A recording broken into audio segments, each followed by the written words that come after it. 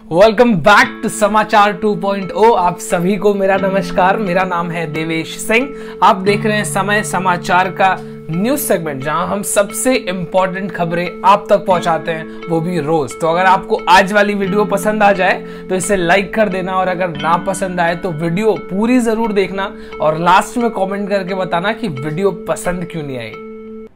आज की सबसे पहली खबर बंगाल के सिलीगुड़ी से निकल के आ रही है, जहां ममता बनर्जी ने लोगों के बीच रैली निकाला था सपोर्ट मांगने के लिए, जहां पे उन्होंने प्राइम मिनिस्टर को जम के धोया, कई सारी बातें कही, जिसमें से सबसे पहली बात उन्होंने ये कही कि प्राइम मिनिस्टर बहुत बड़ी बड़ी बातें करते हैं, ये ना वो ना वो ना ये, तो उनसे कहिए कि मेरे साथ लाइव डिबेट करें।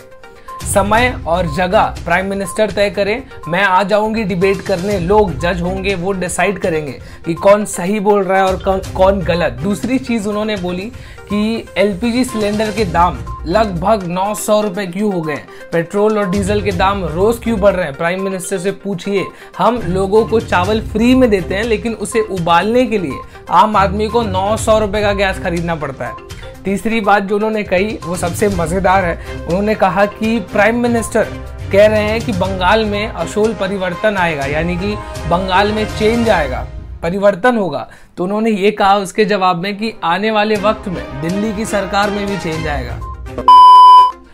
कल मिथुन ने प्राइम मिनिस्टर की रैली कलकत्ता में ज्वाइन की, जहां पे उन्होंने ये कहा कि मैं कोबरा हूं, I am a cobra, I am not a harmless snake, मैं काटूंगा तो असर होगा। जिसके बाद टीएमसी के लीडर्स ने उनके ऊपर वार करते हुए कहा कि मिथुन ने बीजेपी इसलिए ज्वाइन की क्योंकि बीजेपी उन्हें लगातार धमकी दे रहा था कि वो उनके ऊपर केसेस करेंगे, जिसकी वजह से उन्होंने बीजेपी ज्वाइन किया, बल्कि अपनी मर्जी से नहीं ज्वाइन किया। जिसके बाद मिथुन ने जवाब देते हुए कहा कि टीएमसी 2014 में ज्वाइन करना मेरी गलती थी। 2014 में ममता बनर्जी ने उन्हें राज्यसभा में इलेक्ट किया था। जिसके बाद उन्होंने कल कहा कि वहां ज्वाइन करना मेरी गलती थी, और उन्होंने गरीब लोगों को मदद करने की अपनी इच्छा भी जाहिर की। मुकेश अंबानी के घर के बाहर जो बॉम्ब वाली गाड़ी मिली थी, वो गाड़ी जिस बिजनेसमैन से चोरी की गई थी, 2 दिन पहले उसकी मौत हो गई थी। तो पुलिस ने बताया कि वो सुसाइड था, पर अब जब case ATS anti terrorist squad को ट्रांसफर कर दिया गया है, तो एटीएस ने बताया कि ये सुसाइड नहीं था बल्कि ये मर्डर है। और 2 दिन मरने के 2 दिन बाद एटीएस ने अब जाके मर्डर केस रजिस्टर किया है। एटीएस ने ये तक कहा कि जिस खाड़ी में डूबने की वजह से उनकी मौत हुई है, ऐसा बताया जा रहा है, तो उनके हिसाब से उसमें डूबने से पहले ही उन्हें मार के उसमें फेंक दिया गया था। एक थोड़ी सी बुरी खबर, थोड़ी सी नहीं, थोड़ी सी से थोड़ी ज्यादा। कल महाराष्ट्र में 11,141 नए कोरोना के मामले दर्ज किए गए, जिसके बाद महाराष्ट्र के गार्डन मिनिस्टर ने कहा कि महाराष्ट्र में पार्शियल लॉकडाउन लगाना पड़ सकता है अगर आने वाले 8 से 9 दिन में इन मामलों को कंट्रोल नहीं किया गया, मामले कम नहीं हुए, तो लॉकडाउन भी लगाना पड़ सकता है। आज होगा महाराष्ट्र का बजट रिलीज, जहां पे महाराष्ट्र की शिवसेना सरकार वैट यानी कि वैल्यू एडेड टैक्स जो पेट्रोल और डीजल पे लगाया जाता है, जिसकी वजह से पेट्रोल और डीजल के दाम इतने ज्यादा बढ़ते हैं, उसे कम कर सकती है बीजेपी से आगे रहने के लिए। फाइनेंस मिनिस्टर अजित पवार महाराष्ट्र के, उन्होंने भी कुछ दिन पहले हिंट दिया था कि हम लोगों को पेट्रोल और डीजल के दामों में राहत दिलाएंगे। सबकी नजर आज महाराष्ट्र स्टेट बजट पे।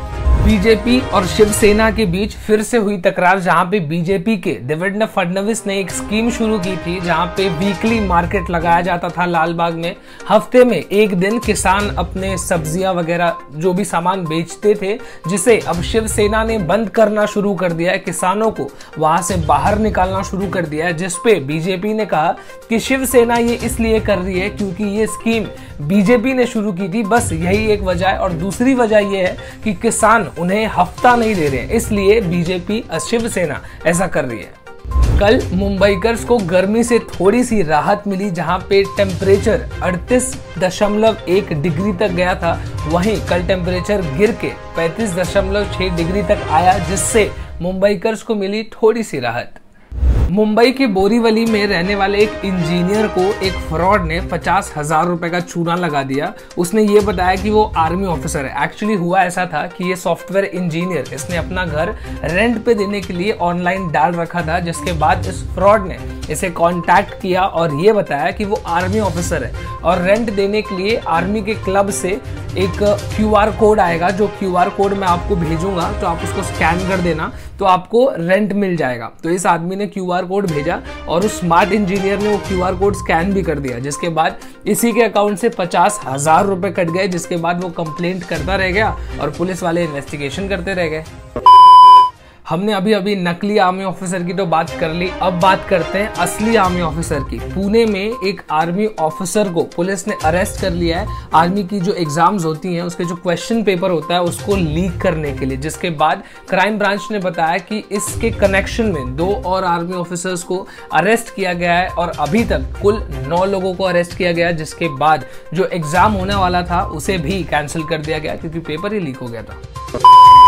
नितिन गडकरी ने कल कहा कि अगर आपकी गाड़ी 20 साल से ज्यादा पुरानी है और काफी ज्यादा पोल्यूशन करती है और अगर आप डिसाइड करते हैं कि आप उसे नहीं चलाएंगे और नई गाड़ी खरीदेंगे जो कम पोल्यूशन करती है, तो सेंटर की पॉलिसी के अंदर आपको ऑटोमोबाइल कंपनियां नई गाड़ी पे 5% तक ऑफ कर देंगी। अगर मान लीजिए आपकी गाड़ी 10 लाख रुपए की है तो सीधे सीधे आपको 50,000 रुपए ऑफ हो जाएंगे।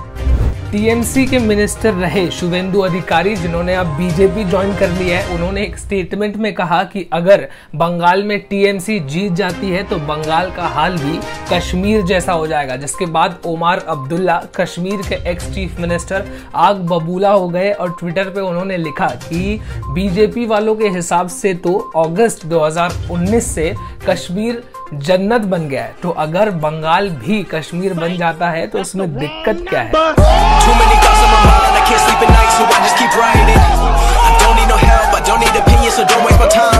और उन्होंने ये भी कहा कि बंगालीज कश्मीर को काफी ज्यादा पसंद करते हैं, वो हर साल वहां बहुत बड़ी संख्या में कश्मीर घूमने जाते हैं, तो हम तुम्हारे जैसी बेतुकी बातों को बिल्कुल इग्नोर करते हैं।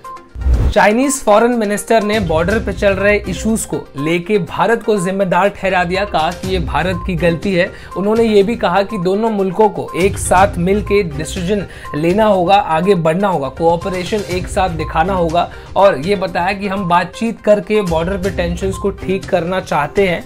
उन्होंने डीएस्केलेशन जो अभी चल रहा है बॉर्डर पे, जहां पे सोल्जर्स को वापस पीछे भेजा जा रहा है अपने अपने देश में, उस पर कोई डायरेक्ट कमेंट नहीं किया, पर इनडायरेक्टली उन्होंने ये जरूर कह दिया कि इन सारी चीजों में भारत की गलती है।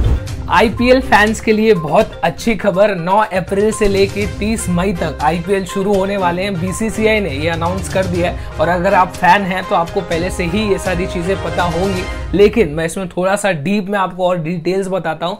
60 मैच इस आईपीएल टूर्नामेंट में खेले जाएंगे जो 6 अलग अलग शहरों में होंगे, जो है मुंबई, चेन्नई, दिल्ली, बेंगलुरु, कोलकाता और सबसे इंपॉर्टेंट इस साल अहमदाबाद के स्टेडियम में 3 मैचेस खेले जाएंगे और आईपीएल का फाइनल भी अहमदाबाद में ही खेला जाएगा।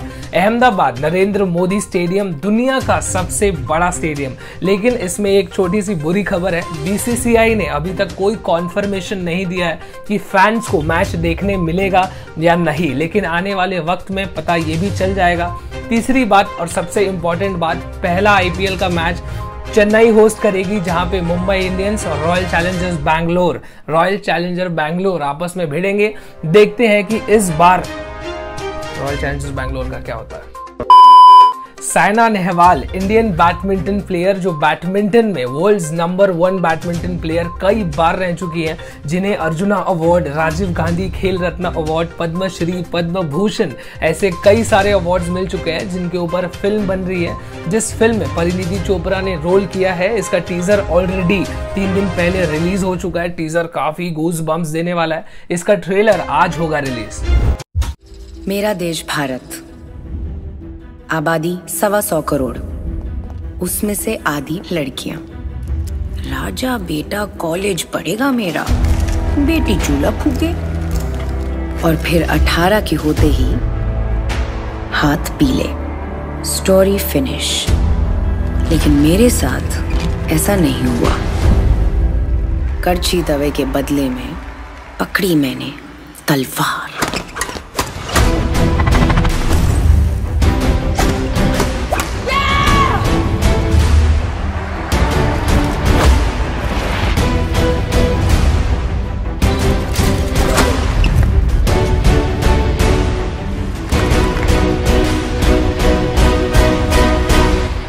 सामने कौन है इससे मुझे कभी कोई फर्क नहीं पड़ा।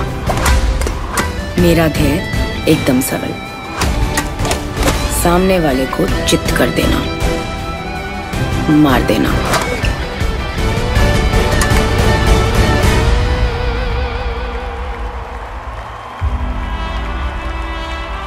आज की न्यूज अपडेट्स में बस इतना ही। अगर आपको आज की वीडियो पसंद आ गई हो तो इसे लाइक जरूर कर देना और सब्सक्राइब मेरे चैनल को कर लो ऐसे डेली न्यूज अपडेट्स के लिए। तब तक कल फिर से मिलते हैं। This is me Devesh Singh signing off. जय हिंद।